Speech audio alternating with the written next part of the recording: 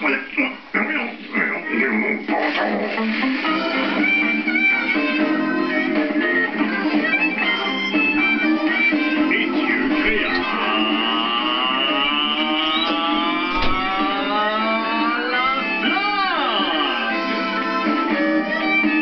Édition du 12 mars 2006. Et voici votre animateur. Oui. Et oui, mon Polo, c'est la pure vérité. Attends, là. Tu me dis que t'es l'homme le plus intelligent du monde, mais tu dois pas dire le mot banane. Affirmatif. Sceptique? Alors demandez-moi n'importe quoi. OK, le gros Poli, essaye donc de faire le Rubik's Cube. D'accord? Et voilà. Aïe, aïe. À ce temps, peux-tu m'expliquer la formule d'Einstein, là? Tu veux dire E égale MC au carré? Ouais. Pas de problème. Je vais te l'écrire de la main gauche en plus. Cette formule rudimentaire a l'effet que l'énergie est égale à la masse multipliée par le carré de la vitesse de la lumière nous montre que des masses minimales peuvent être converties en énormes quantités d'énergie et vice-versa. Vous voyez? Tabarnak, Gérard. Sans que la question qui te brûle les lèvres est celle-ci. Mais comment cette formule a-t-elle pu être utilisée pour comprendre la puissance des réactions en chaîne? Eh bien, comme tout le monde sait, la masse du noyau est... Correct, Gérard, là.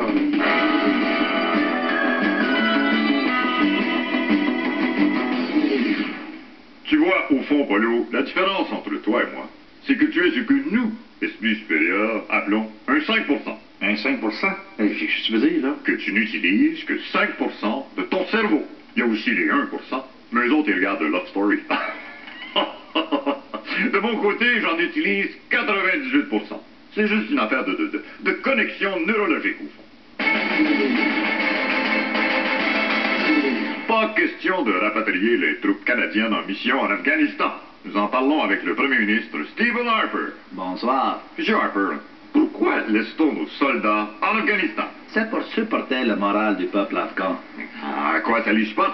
Quand les Afghans voient les soldats canadiens et leur équipement, ils se disent « Ouais, il y en a des plus mal pris que nous autres. » Ah ben là, vous marquez un point, là.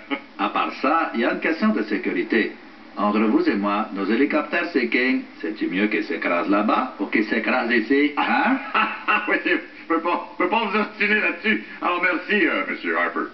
L'ex-président américain Bill Clinton est venu à Montréal donner une conférence sur la motivation pour un cachet de 150 000 $. Et c'est un autre ex-chef d'État qui, pour 150 $, agissait comme animateur de foule. Êtes-vous en forme?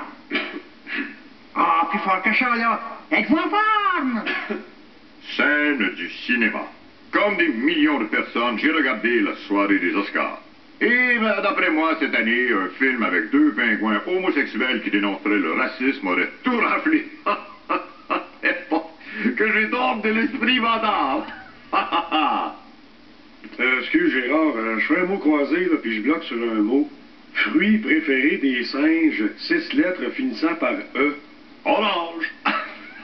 Et oui, une étude du prestigieux Institute of Zoology de l'Université du Wisconsin a révélé que, contrairement aux idées reçues, le fruit préféré du singe est bel et bien l'orange. Ah, t'es sûr que c'est pas le fruit jaune, la banane... Non, mon brave Roger, il te faudra user de subterfuges moins primaires pour réussir à me faire prononcer le nom du fruit oblong jaunâtre à pulpe farineuse. Torieux, il m'a démasqué, Polo. Ah, c'est correct, Roger.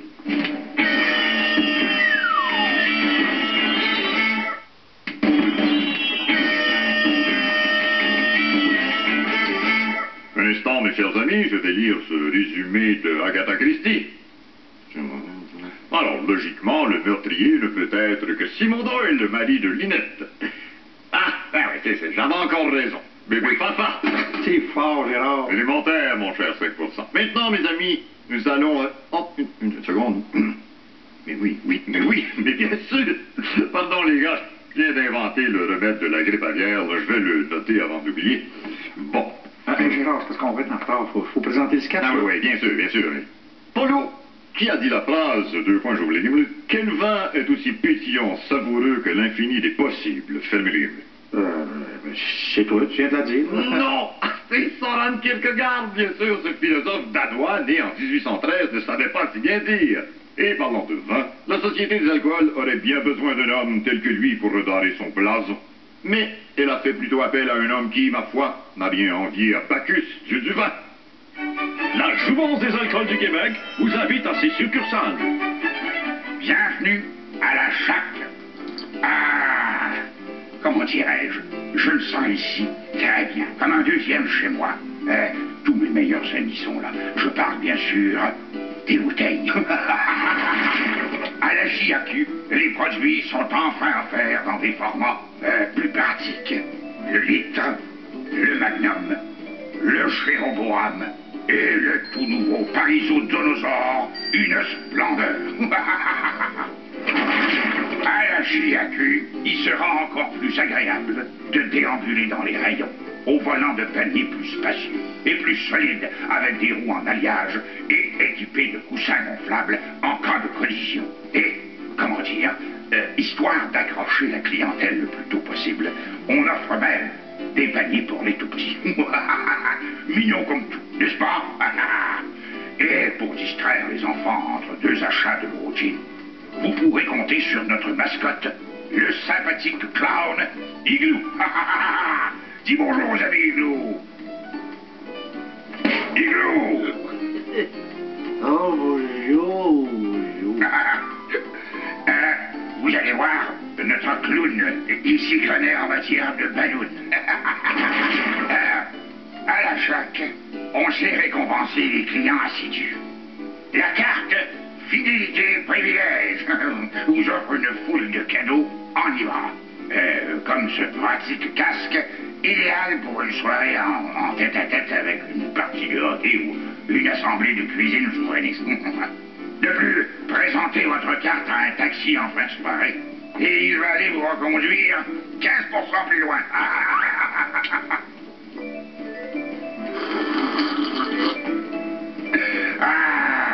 À la Jacques, votre volonté de voir notre savoir-faire. Je viens de vider quelques bouteilles, car, comme vous, je veux posséder toute la collection de surprises qu'on retrouve dans le fond de chaque bouteille vendue à la Jacques. Voilà. Oh, une jolie perruche à l'aéroport. Au plaisir de vous rencontrer dans une de nos nouvelles succursales à la Jacques. Et, comment dire, rappelez-vous, un verre, c'est bien, mais une bouteille, c'est mieux.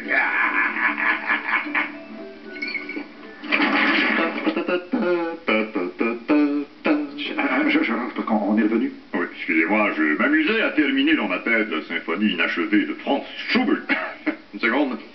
Voilà, c'est fait. Alors, pendant que j'y pense, j'ai un petit téléphone à faire. Télé qui dit ici. Charles Tisser, s'il vous plaît. Oui, bonjour, mon Charles. Oui, je trouve ça très distrayant, ton émission Découverte. Un peu trop vulgarisée à mon goût, mais bon, c'est quand même pour le petit monde ordinaire. Écoute, mon Charlie, prends-le pas personnel, mais j'ai cru entendre mentionner dans ton émission de ce soir que les derniers hommes du Néandertal ont disparu il y a environ 30 000 ans.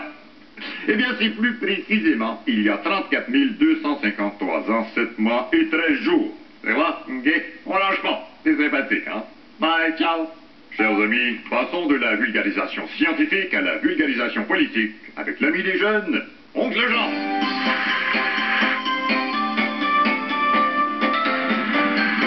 Allô, toi? Ben oui, je dis toi, parce que je pense qu'il reste à peu près rien qu'une personne qui m'aime, tu sais. Hey, c'est moi, Oncle Jean, tu sais, le plus grand clown du Québec. Tes parents te laissent regarder Oncle Jean? Ils sont pas bien responsables, hein? Ça doit être le genre à t'envoyer dans un CPE, tu sais. Ben oui, tu sais, CPE, le centre des plaignards d'éducatrices, tu sais. Tu sais, les éducatrices, là, les madames qu'il faut que vous soyez 8 ou 9 enfants pour en garder une, hein? Non, mais elles sont fines, les éducatrices, mais elles sont fatigantes, par exemple, hein? C'est rendu qu'elles veulent faire la grève 1 heure par jour. 1 heure par jour? Tes parents enseignants, ça, hein? Je me demande qu'est-ce qu'ils pourraient faire de pire après ça, hein? Boycotter la pâte à modeler, garder les débarbouillettes en otage. J'ai peur, hein?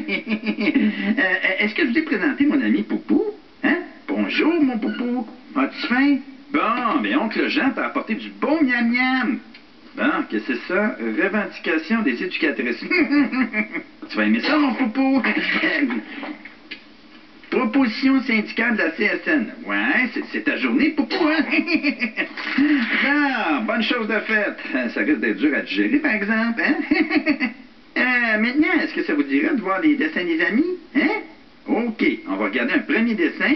Cela nous vient de Philippe-Alexandre André Tachereau-Bournival. Coudon, c'est-tu le nom d'un enfant ou d'un bureau d'avocat, ça? On va regarder ça. Eh, Seigneur, ça va être payé 21 piastres de l'heure pour faire des cochonneries de même aux enfants. Franchement, comptez-vous chanceuse d'avoir 7 piastres par jour, tu sais? Je suis comique. Tiens, mon poupou. Aïe, aïe, même poupou en veut pas. Ça va pas bien, hein? Bon, un autre dessin, t'inquiète là. Bon, qui a mis ça là-dedans? Oncle Jean est pas content, là, hein? Pardon? Tu me demandes ce que c'est équité salariale? Bon, mais ça, les amis, l'équité salariale, c'est comme les balais qui volent dans Harry Potter, là. C'est bien beau, mais ça existe pas, hein? OK! Non, mais tu sais, tes éducatrices, ils n'ont pas fait des bien grosses études quand même, tu sais. Le seul bac qu'elles ont, c'est le bac dans l'entrée pour mettre les bottes puis les mitaines, hein? C'est petit. Oncle Jean a reçu des lettres aussi, hein? Pas juste des lettres de bêtises, j'espère, hein? Bon, alors, on a ligne première. Je suis éducatrice, c'est charge de travail, plusieurs de mes collègues sont en burn-out, blablabla. Non, mais c'est quoi la joke, là? Burn-out? Un burn-out de sieste? Hein? Ça fait que tourne tout le monde. Il y a un burn-out. Il y a un burn-out. C'est à votre tour, Monsieur Reeves. Ma tour en C3. Très bien. Alors j'avance ma reine en F8, échec et mat. Ah ben, maudite marde. Désolé, mon Tibet. On se reprendra. Alors pratiquez-vous, là. Bye-bye. Excuse encore, Gérard. On vient de recevoir un cadeau pour toi, là. As-tu une idée de ce que ça peut être? Tentative. Saugrenue autant que vaine, Roger. Brave Néandertal, va. Oh, oui.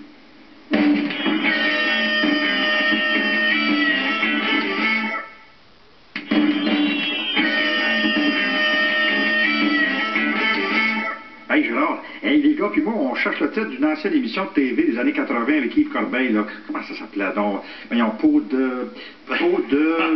Pauvre Polo. Ne t'échine donc pas à tenter de me faire nommer le fruit défendu. Je reconnais bien en toi un esprit simplet qui aime se distraire avec des divertissements légers et insignifiants, comme les dessins animés pour les bambins, par exemple. Alors voici, pour toi, le coin des tout-petits.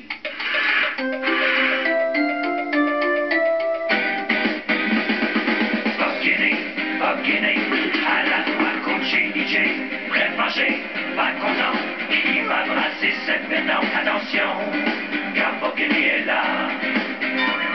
Il est fort, agressif, invente des trucs offensifs, il déjoue, préféré, pour se rendre en avril, attention, car Bocchini est là.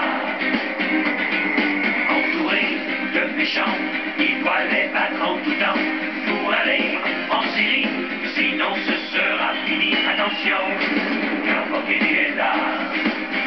Si à Ottawa se dresse le méchant à chèque, il décidera pas et neutralisera le chèque.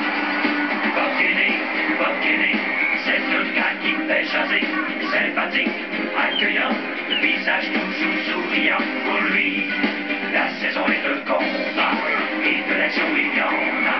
Quand Bocchini est là.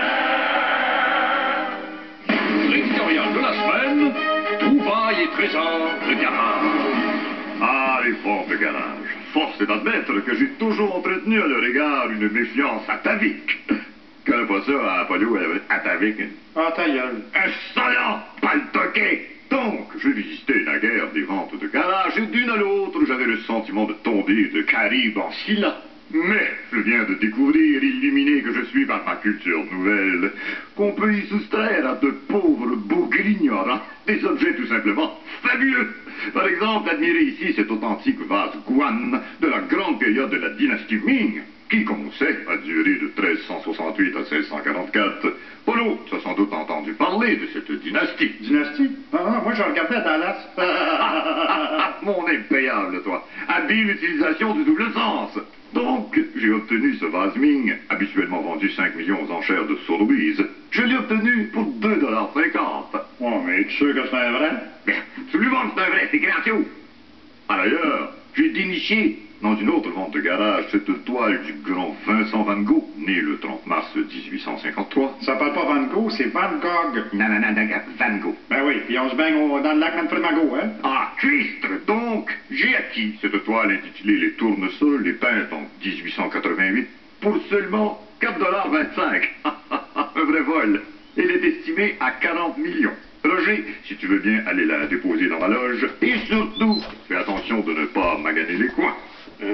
Printed in Canada. Bizarre. J'ai également obtenu dans une vente de garage, mes amis, une bouteille de vin touchée par le Christ en personne. Mais, Sceptique, regardez, une bouteille servie aux noces de Cana. ouais, aux noces de Canada Dry, tu veux dire?